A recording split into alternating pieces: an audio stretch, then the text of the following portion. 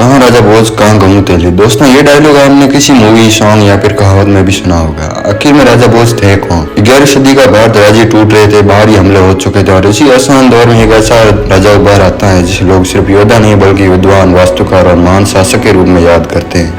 अब राजा भोज क्या 1600 विद्याओं के ज्ञाता थे? क्या उन्होंने भोपाल बसाया और क्या उनकी महान ऐतिहासिक तथ्यों पर टिकी है या फिर कथाओं पर भी? आज हम जानेंगे कि सच क्या है। आप वीडियो के लास्ट तक बने रहिए। राजा भोज परमार वंश के महान शासक थे। उनका जन्म लगभग 10वीं सदी के अंतिम भाग में हुआ था। उन्होंने अपने पिता सिंधु राजा के बाद मालवा की गद्दी संभाली। मालवा राज्य जो मध्य प्रदेश का एक बहुत ही बड़ा हिस्सा है और जिसकी राजधानी धर है। दोस्तों बात है 1010 ईस्वी से 1055 ईस्वी के बीच की।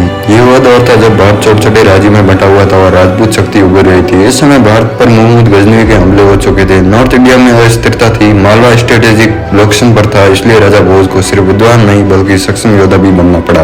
उन्होंने सड़कियों, कलसूरी और अन्य राज्यों से युद्ध किए। कुछ युद्ध जीते और कुछ हारे भी, लेकिन अपने राज्यों को मजबूत बनाए रखा। यहीं से राजा भोज की असली पहचान शुरू होती है। कहा जाता है कि 1600 विद्याओं में निपुण थे। हालांकि इसकी प्रत्यक्ष ऐतिहासिक प्रमाण नहीं मिलता, लेकिन उनके नाम से जुड़े ग्रंथ इस बात का संकेत देते हैं कि वो अत्यधिक ज्ञानी थे। उनके नाम से जुड़े कुछ ग्रंथ हैं जिनमें सम्राटगण सूत्रधार, वास्तु और आर्किटेक्चर पर आधारित, जिनमें मैकेनिकल यंत्रों पर समझाया जाता है। आयुर्वेदिक और ज्योतिष पर रचनाएं, संस्कृत साहित्य में भी संयोजन है। उनके दरबार में विद्वान, कवि और पंडित मौजूद रहते थे।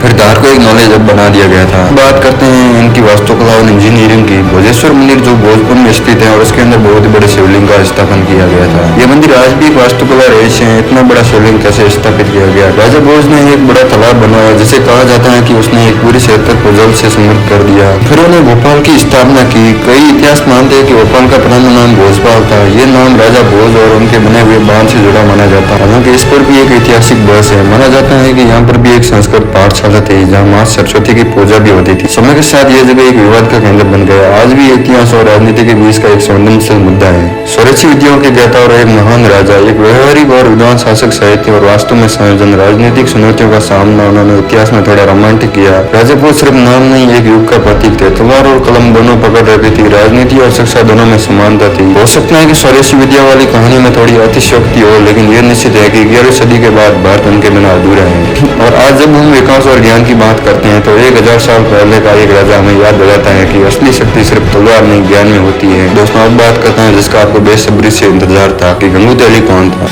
अक्सर में कुछ लोक कथाओं के मुताबिक गंगू तेली एक सामान्य व्यक्ति था जो तेल बेचने का काम करता था। और जब भी किसी महान व्यक्ति की तुलना किसी आम इंसान से करनी होती थी तो लोग कहते थे कि कहाँ राजा भोज कहाँ गंगू तेली।